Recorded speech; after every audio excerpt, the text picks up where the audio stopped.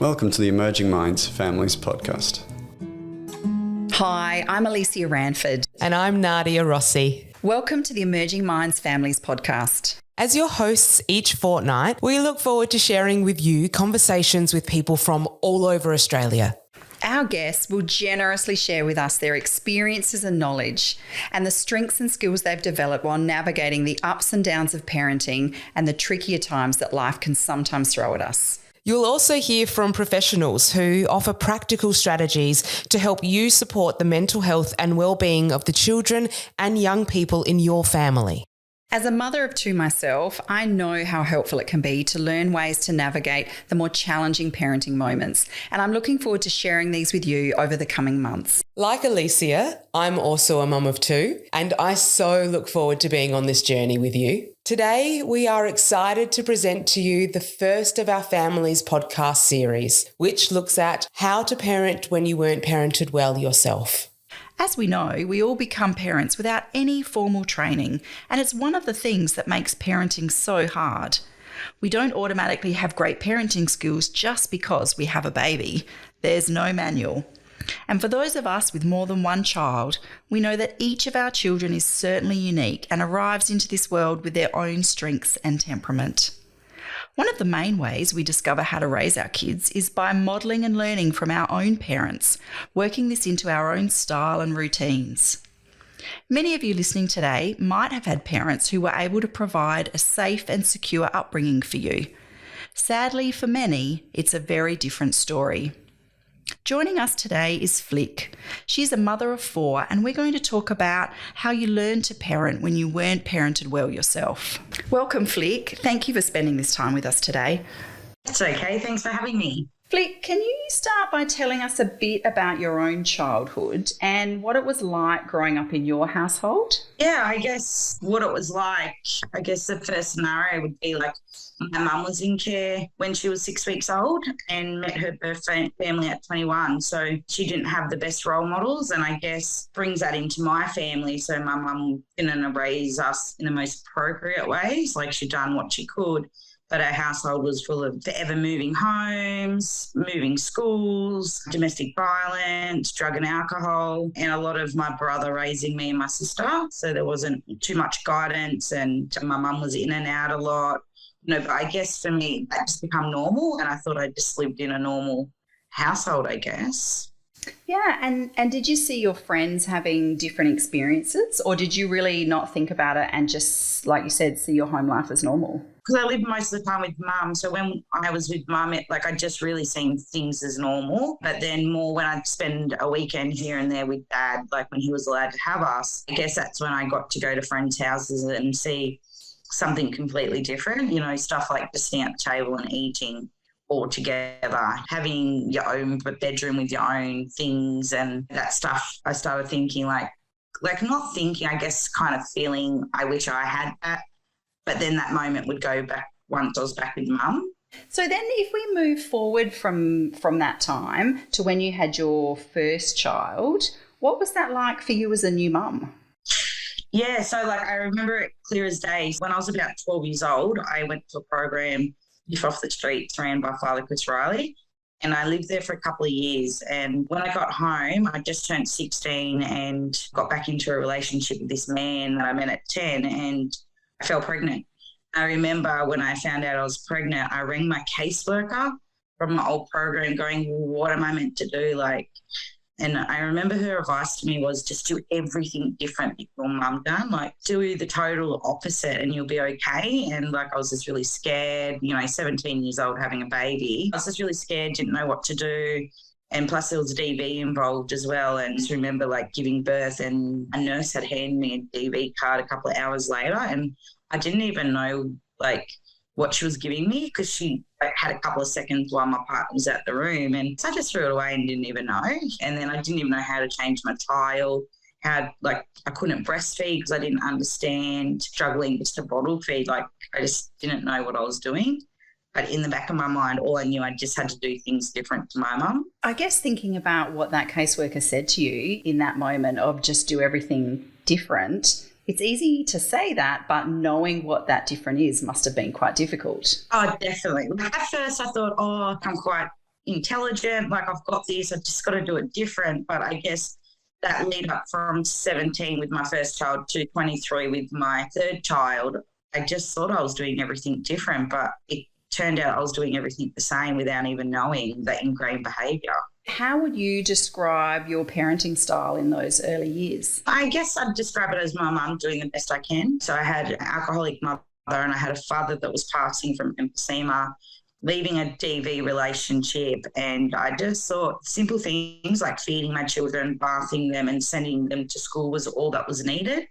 And I thought if I tick them boxes, like I'm this great mum. Obviously now looking back, a child needs more than that. My children were neglected in certain areas. And I say that as in it was so ingrained in me, I thought I was doing the right thing. I didn't even know I was neglecting my children. Well, it must have been a very difficult time for you. Did you feel alone, or did you feel like you had supports that you could go to ask for help? Look, definitely alone. I didn't have a constant GP.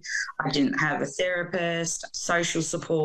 My supports were just other alcoholics and drug addicts, I guess, living a very unhealthy lifestyle the way I was, and they had no better knowledge than me. So there was no actual great support. As you moved on to have more children, did your experience change, or did it remain the same for your latter children? It was the same for my first and second child because I was still with the same partner. I guess after my second child, though, I grew some confidence and realised that living in this DV relationship wasn't healthy.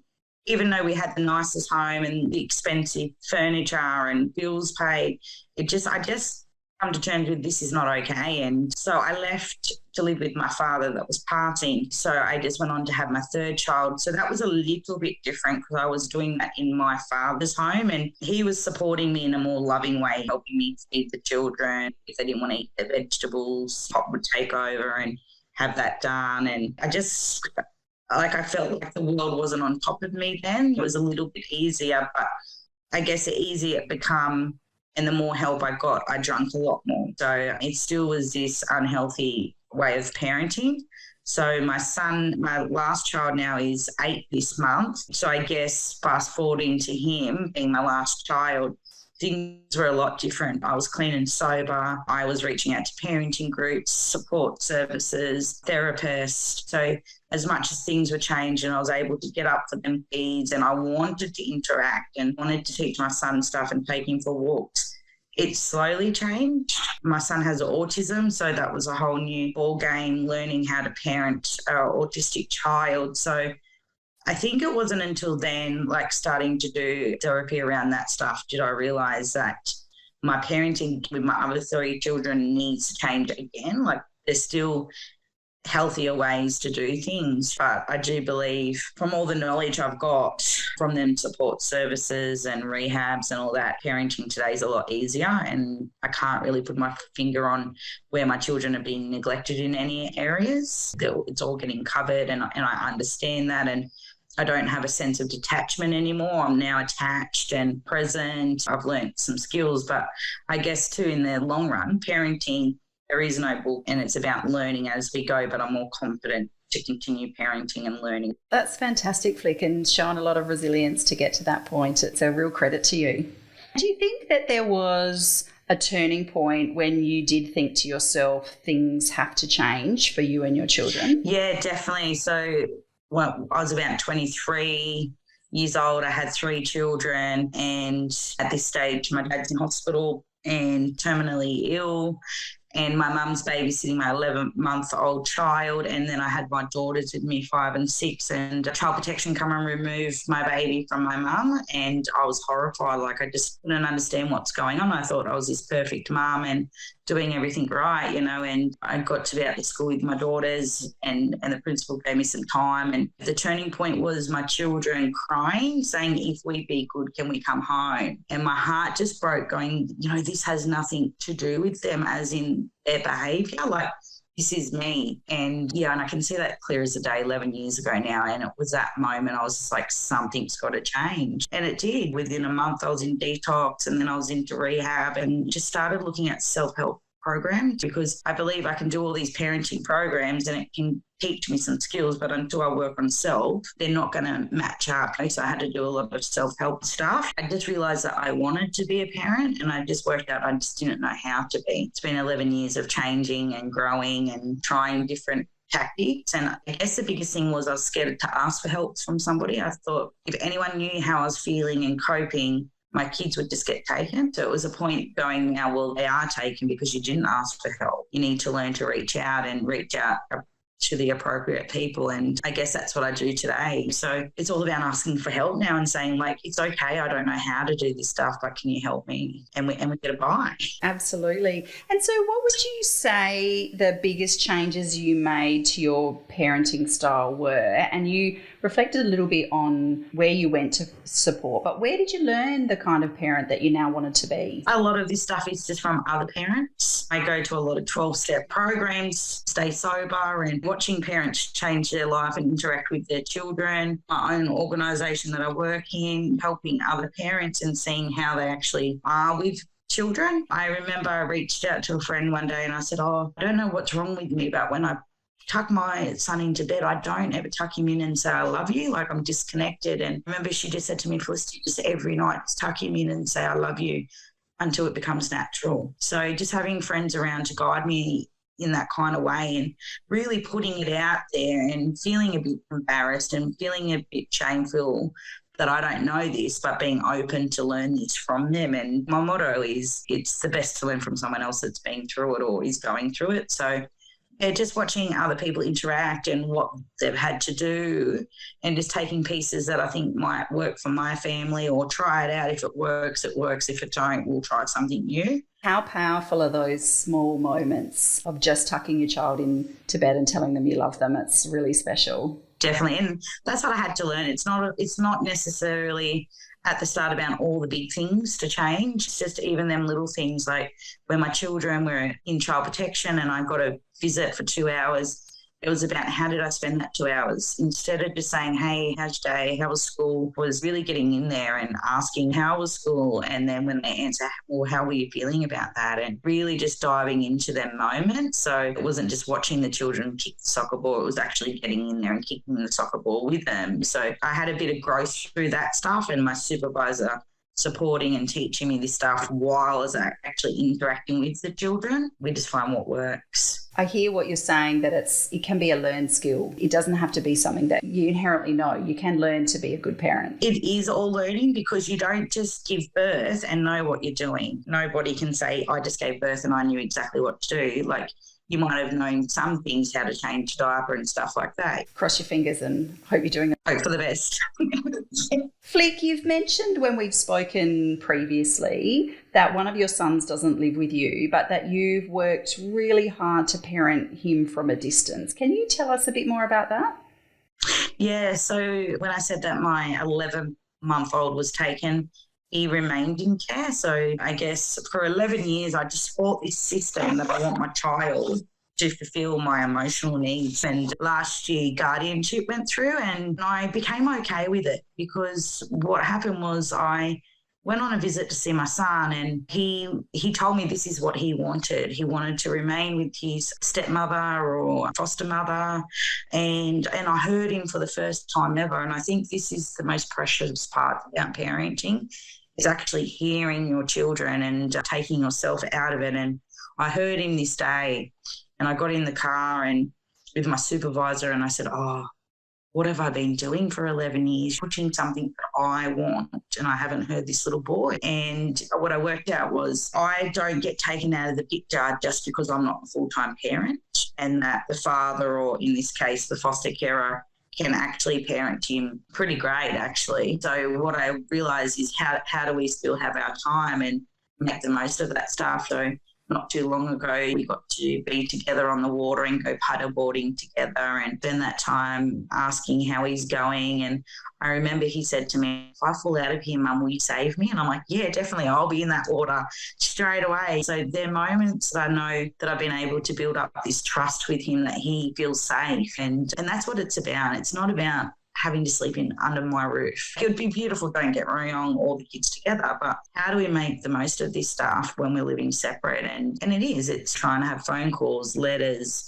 We've got social media now. We can have texts in private message and FaceTime and all that kind of stuff. I've been able to sit down with him and do his family tree at the park with him and let him know who his family is and where he's from. And I didn't need to do that from my own home. But that's the way I was thinking. I guess that's the stigma on parents, especially women, that we have to be the primary carer, and that's not the case. There's other ways to do this stuff, and everyone can remain happy. And also that family can mean different things. We don't have to be a nuclear family, do we? Family can be all sorts of different shapes and sizes. Exactly.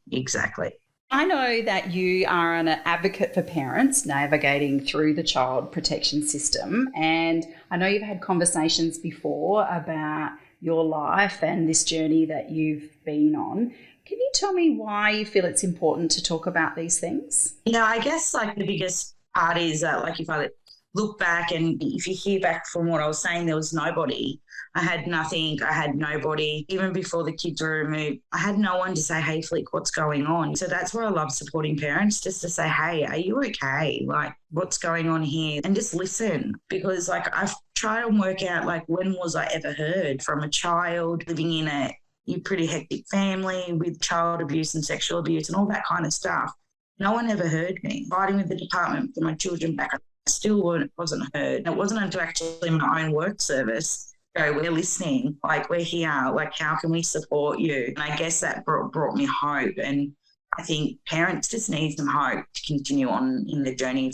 No matter if it's up or down, you've got a bit of hope and someone to hear us. Things will be okay. You have showed such a lot of resilience through this journey, Flick, and I'm wondering what advice you would give to others who perhaps grew up in a similar environment that are either considering becoming parents or are parents already. I think just don't forget people are there. It's just about finding the right kind of people and just being honest on how you feel. Some days it's hard waking up 6 times a night to a baby to feed them, and that's okay. We're allowed to feel tired, we're allowed to feel down, we're allowed to feel happy, and all this stuff is normal, but the longer we keep it to ourselves, we feel like it's not normal. So it's about just expressing that stuff to other people and really reaching out when you're not okay. My 16-year-old just said to me the other day, I was in Melbourne because I'm on this journey of flying the country, and she said to me, Mum, I just want to let you know it's okay not to be okay, and it's okay to say you're not okay. And I was just like, oh, bless you. It just melted my heart. So it's about hanging in there, just one foot in front of the other, reaching out to help, and just keep doing your best. And as a mother myself, I think sometimes we try and portray this perfect image of happy, clean children. We've got a tidy home, everything's put together, and more often than not, that's not the reality of being a mum. Yeah, and definitely my autistic boy, he loves to smudge food all over his face before it actually goes in his mouth, and he only wants to wear certain things. And sometimes when he dresses himself, it's very interesting, and I had to let go of that stigma myself too. And plus my trauma, if my house isn't clean, my kid's going to be removed. So my son's taught me how to let that stuff go, because anything may happen when me and him's out and about. No one's home is perfect. And if I'm walking into a perfect home, I'm wondering what's going on. Walking to a home that is lived in, people are happy. Is there anything else that you feel is important in this conversation that we highlight?